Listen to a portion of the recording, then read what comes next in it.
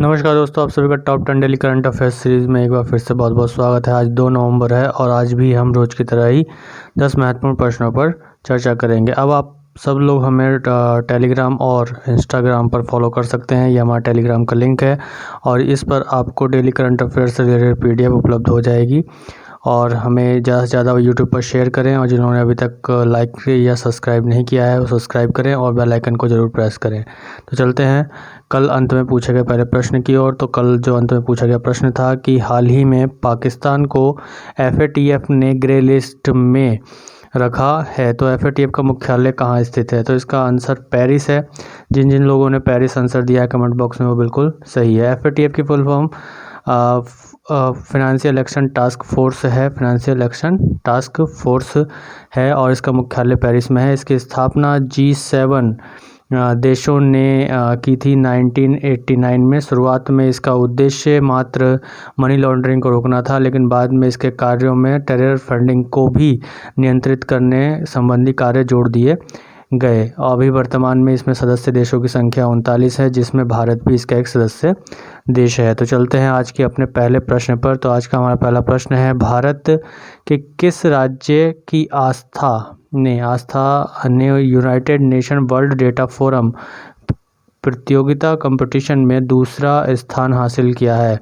Option है केरल, पंजाब, उत्तराखंड, बिहार। तो इसका उत्तर है उत्तराखंड। उत्तराखंड के देहरादून की रहने वाली 16 वर्षीय आस्था ने यूनाइटेड नेशन डेटा फोरम प्रतियोगिता में दूसरा स्थान हासिल किया है। तो चलते हैं अपने अगले प्रश्न पर। अगला प्रश्न है हमारा, रिजर्व बैंक ऑफ इंडिया ने हाल ही में किस पेमेंट बैंक पर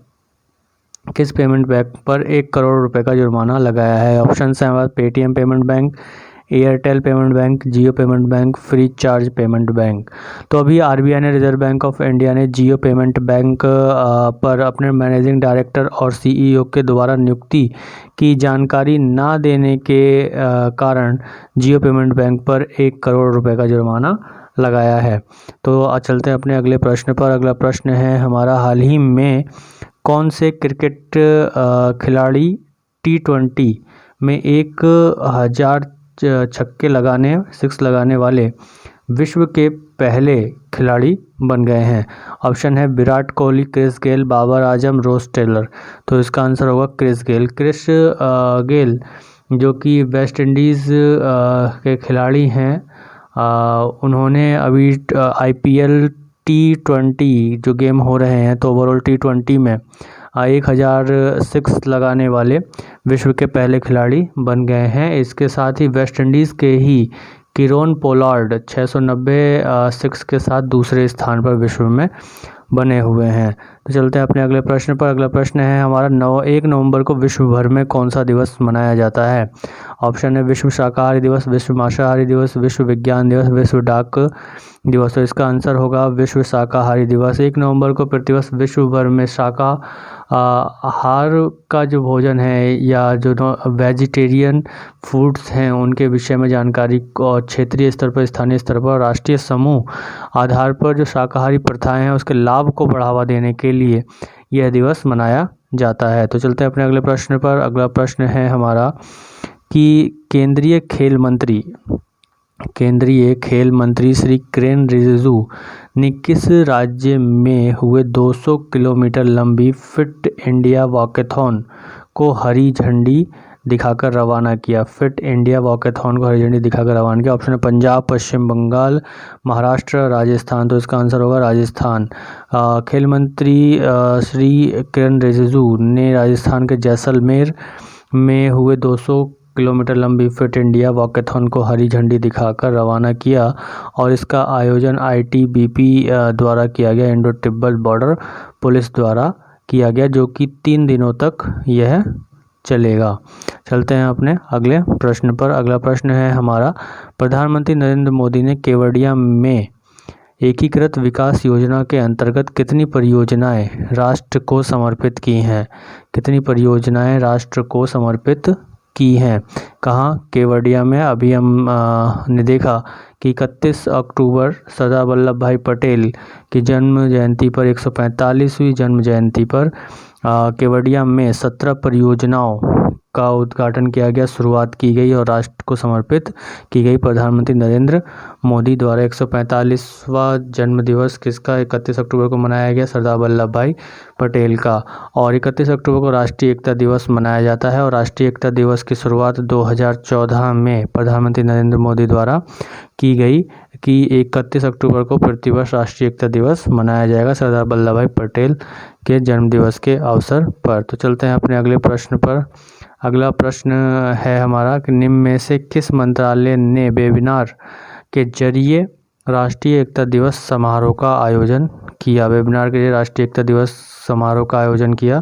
खेल मंत्रालय, रेल मंत्रालय, पेट्रोलियम एवं प्राकृतिक गैस मंत्रालय, स्वास्थ्य मंत्रालय। तो इसका आंसर होगा पेट्रोलियम एवं प्राकृतिक गैस मंत्रालय ने भी हाल ही में वेबिनार के द्वारा जो है राष्ट्रीय एकता दिवस समारोह का आयोजन किया, जिसमें इसके सभी इस मंत्रालय से संबंधित सभी अधिकारियों ने भाग लिया और राष्ट्रीय एकता दिवस से संबंधित तथ्यों पर चर्चा की और राष्ट्र की एकता अखंडता को कैसे बनाए रखा जा सकता है उस संदर्भ में कुछ नियमों और कानूनों के विषय पर चर्चा भी हुई।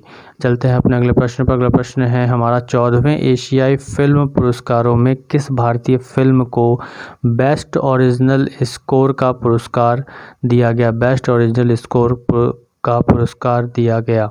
ऑप्शन है दंगल, गली बॉय, एयरलिफ्ट, उरी। तो इसका आंसर होगा गली बॉय। गली बॉय को 14वें फिल्म पुरस्कारों में गली बॉय भारतीय फिल्म को बेस्ट ओरिजिनल स्कोर का पुरस्कार दिया गया और यह पुरस्कार एशियाई फिल्म पुरस्कार एकेडमी द्वारा प्रदान किया जाता है। एशियाई फिल्म पुरस्कार एकेडमी द्वारा प्रदान किया जाता है। तो चलते हैं अपने अगले प्रश्न पर। अगला प्रश्न है हमारा India international film festival of Boston. India international film festival of Boston यानी IIFFB के तीसरे संस्करण में किसे लाइफ टाइम अचीवमेंट अवार्ड से सम्मानित किया गया? किसे लाइफ टाइम अचीवमेंट अवार्ड से सम्मानित किया गया? ऑप्शन है हमारे पास इरफान खान, ओम पुरी, मनोज वाजपेयी, राजकुमार राव। तो इसका आंसर होगा ओम पुरी। ओम पुरी को लाइफ टाइम अचीवमेंट अवार्ड से सम्मानित किया गया, जो कि India international film festival of Boston द्वारा प्रदान किया गया। और इसके साथ ही मलयालम फिल्म कांति को, मलयालम फिल्म है एक कांति को बेस्ट फीचर फिल्म का भी पुरस्कार दिया गया IIFFB के द्वारा। तो चलते हैं अपने अगले प्रश्न पर। अगला प्रश्न है हमारा कि नेपाल सेना भारतीय थल सेना के अध्यक्ष जनरल मनोज मुकुंद नरवणे को किस सम्मान से सम्मानित करेगी? किस सम्मान से सम्मानित? ऑप्शन है वीर सम्मान, महारथी सम्मान, योद्धा सम्मान, इनमें से कोई नहीं। महारथी सम्मान इसका उत्तर होगा। नेपाल सेना भारतीय थल सेना के अध्यक्ष मनोज मुकुंद नरवणे को नेपाल सेना का सर्वोच्च कहा जाने वाला पुरस्कार भागीरथी पुरस्कार से नवाजेगी और इसके लिए भारतीय थल सेना अध्यक्ष 4 नवंबर को नेपाल पहुंच रहे हैं। तो ये थे आज के हमारे 10 महत्वपूर्ण प्रश्न। तो चलते हैं, आज अंत में पूछा जाने वाला जो प्रश्न है वह इस प्रकार है कि विश्व आर्थिक आउटलुक रिपोर्ट यानी कि वर्ल्ड इकोनॉमिक आउटलुक रिपोर्ट किसके द्वारा जारी की जाती है? ऑप्शन है हमारे पास विश्व bank, world bank, IMF, international monetary policy, Asian विकास बैंक, एशियन डेवलपमेंट बैंक, विश्व व्यापार संगठन WTO, वर्ल्ड ट्रेड ऑर्गेनाइजेशन। तो इस क्वेश्चन का आंसर आप सभी को कमेंट बॉक्स में देना है। यहाँ तक वीडियो आप लोगों को अच्छी लगी है तो लाइक, शेयर और सब्सक्राइब जरूर कीजिएगा। और अब आप हमें टेलीग्राम पर ही फॉलो कर सकते हैं। ज़्यादा से ज़्यादा सब्सक्राइब करें और शेयर करें। धन्यवाद।